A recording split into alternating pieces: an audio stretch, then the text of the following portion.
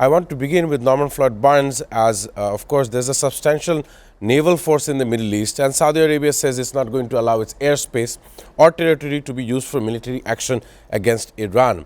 The Turkish and the U.S. are discussing the Syria and the Gaza Board of Peace over a phone call. And of course, Russian President Vladimir Putin is preparing to host his Syrian counterpart Ahmed al-Shara in Moscow. So that is the latest I have. I want to know about the big armada Donald Trump is boasting about on his Truth Social handle. I want to know more from Norman Floyd Barnes. Greetings. Greetings from Washington, D.C. Today we go into another week of controversy regarding the armada that is staging off of Iran.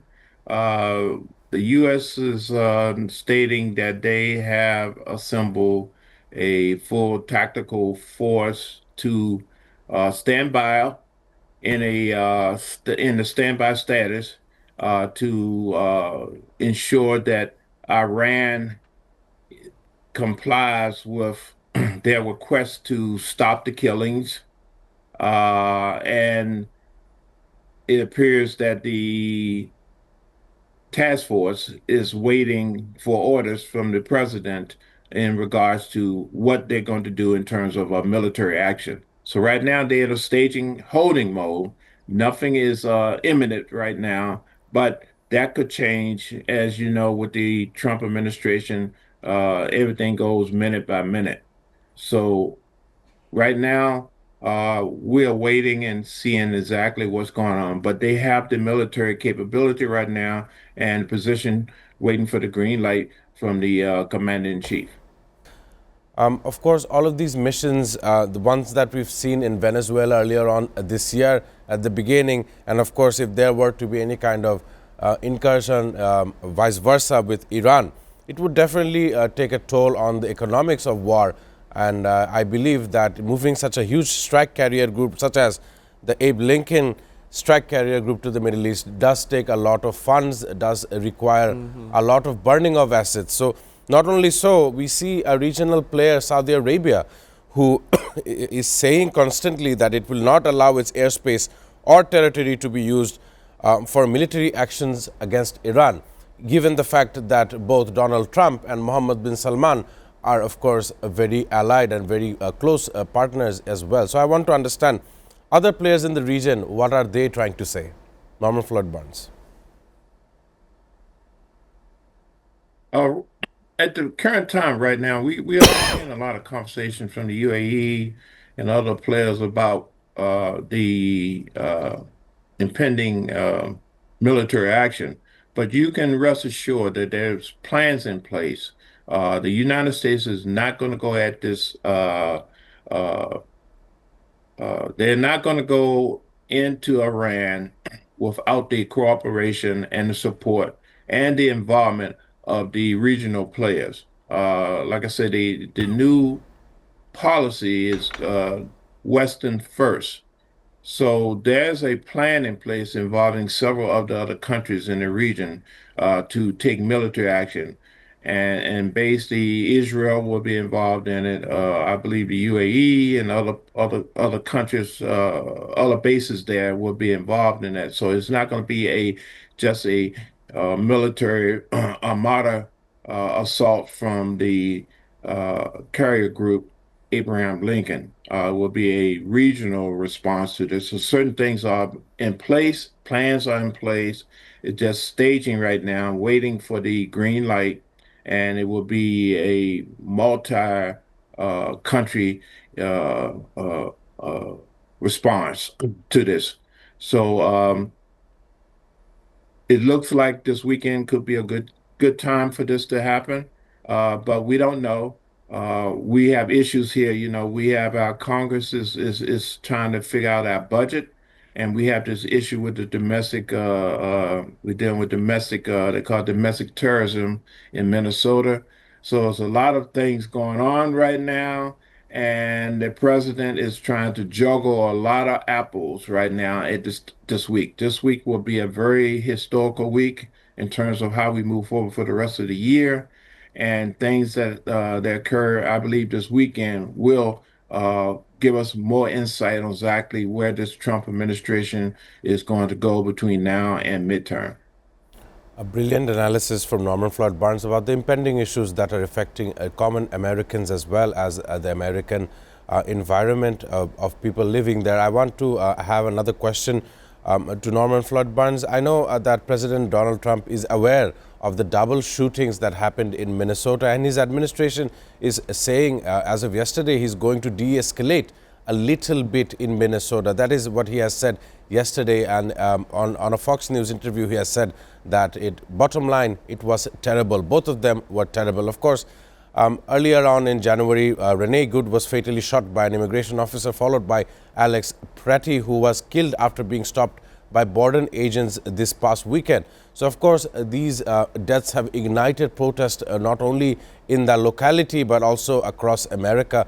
I believe international media is also taking out the fact that there may be a federal government shutdown following the 30th of January. And of course, all of this combined is affecting the image as well as Donald Trump's administration or the capacity to lead such a nation like America. So once again, I want to have another comment before I can come back to the studio. These double killings and the real role of community policing. What does the sheriff have to say? What does all the agencies have to say in this matter? And I believe that this was escalatory in the fact that Donald Trump had deployed ICE agents to not only Minnesota and that area, but also in other parts of America as well. So I want to understand how you felt about all of these matters as a whole.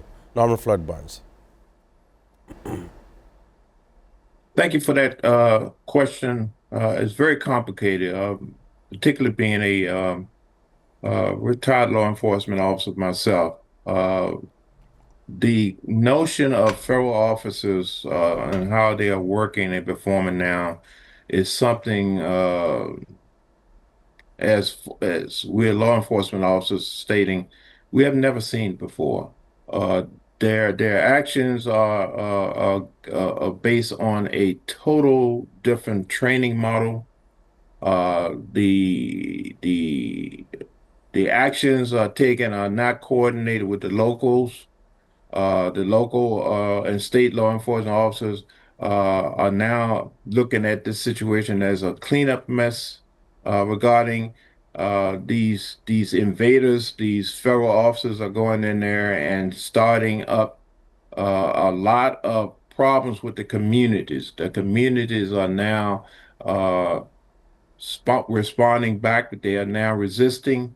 The future looks very dismal for the federal officers working in areas like Minnesota and other parts of the country.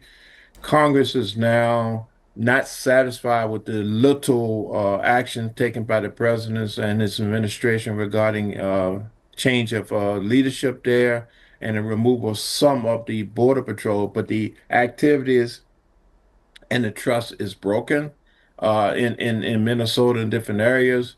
And so right now they are looking to impeach.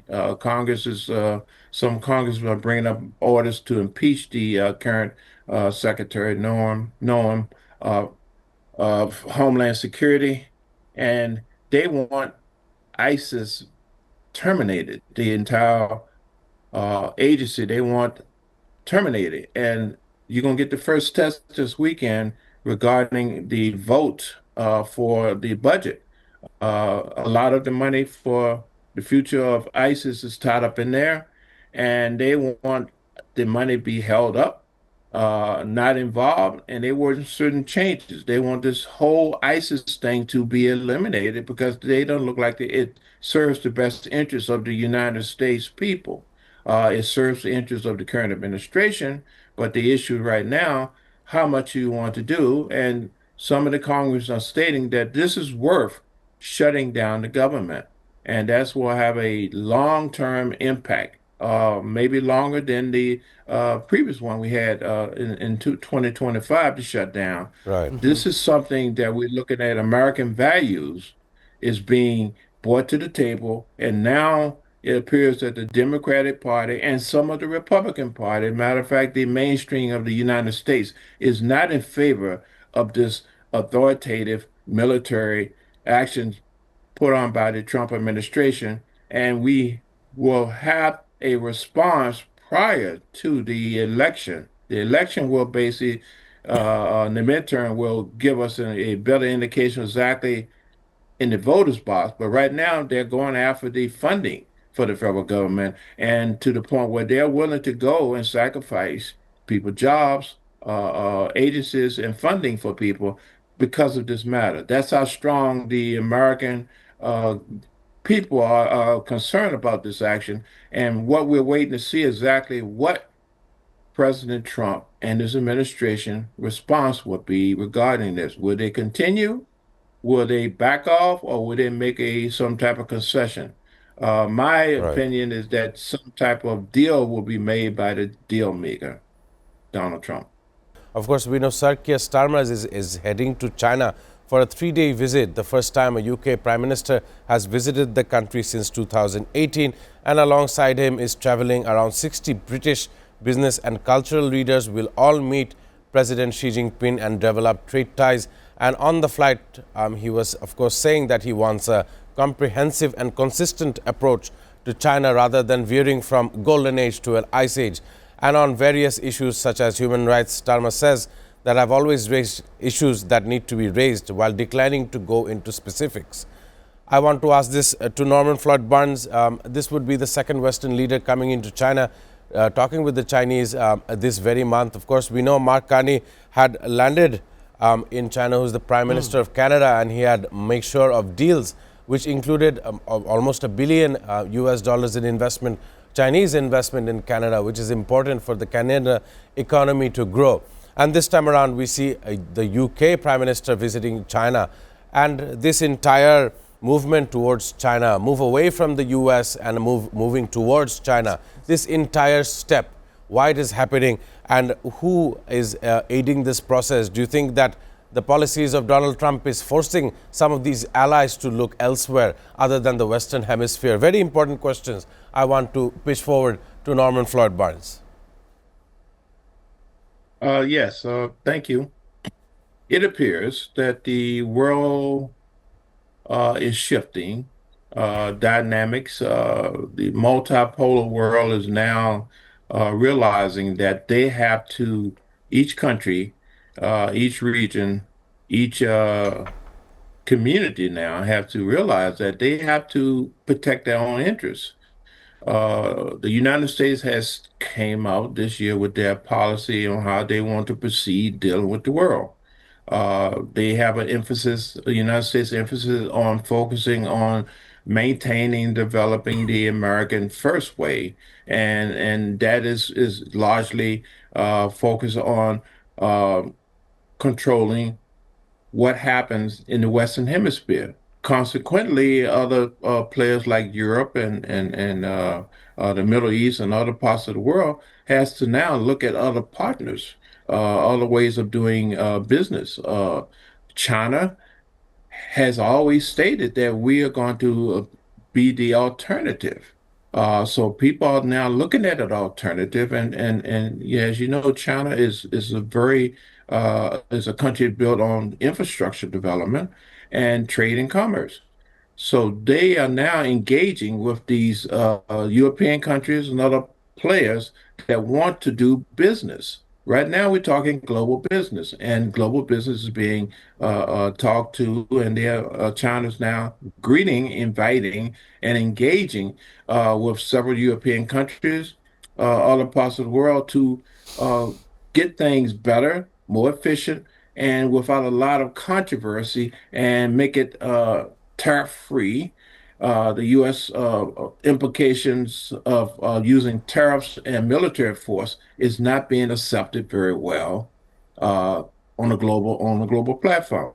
That will Absolutely. now isolate the United States into basically continue work with your plan on Western dominance in the Western Hemisphere, rather the rest of the world moves on with its daily life. Uh, it's a shift. There's a trade. There's a situation going on in Europe. Uh, the issue Europe have to decide who we want to engage with because we can't depend on our past partners in the United States because they have their own plan. So we must look at our own plan.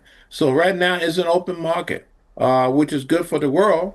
Uh, it will stabilize. This will stabilize the current tensions in the world if these other countries decide to have multiple partners. India is a big player coming into the situation. Right. There's plans to engage India. India is a big player. You know, we're talking about Russia, China, North Korea, in the U.S. But we have to look at India. India is an emerging economy, and they have a lot to participate in. So India's position is pivoting, particularly in also South Asia itself. Your region is going to come out as a emerging winner as we move forward because now people can see they can engage and they're not restricted by going through the Western way. And if you don't do it the Western way, you'll get tariffs and military consequences. So they're looking at other options, and China has come out with this open door policy. We will do business, we will work with you, we'll do different things. So that make people and countries feel more comfortable, and now they can develop their own way of doing things. At the same time, we can choose when we want to deal with the Western world. That is the difference. We have choices. Choices Norman make kotha difference, khulase. and these differences create a peaceful and more stable earth.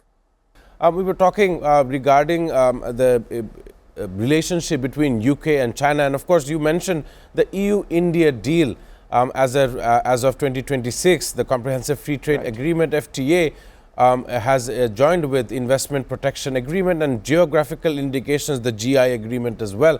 I want to know more, but as Professor Rashid in the studio was asserting the fact that there may be a time in the coming days where most US allies see to the friendship of other nations and US may be alone, just the 50 states. So I want to understand your observation regarding the move away from United States. World powers are looking for alternative business deals, especially in the face of US-based tariffs. I want to have a closing statement from Norman Flood Barnes. Yes, it's very ironic that you mentioned the tariffs and other countries are moving away from the 50 states. I have to rephrase that. It's basically the Trump administration is moving away from the states. Exactly. The Exactly. states are not in consensus with uh, the United States policies. There's several states, several governments, several corporations are looking also as alternative to other countries. But because we are in the United States, we have to adhere to the United States standards. But this United States isolation is more deeper than that. It's basically it's an isolation between the current administration and the rest of the world, including its domestic front and the national front. So a shift is coming. It will force the current administration to make choices.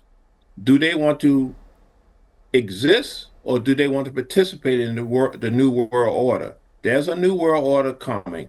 The resistance is there. The military tactics by the United States is being showed. Uh, Cold power, soft power is being implemented. Alternatives are being put on the table, which it's going to confront the current administration. They have to make shifts and change. That is not difficult. That is not new. I believe the can do that, Right. but the terms and the control level is going to change. Basically, the concept is the United States first. We want to control the narrative, but now the situation is come to the point where the narrative is going to control you.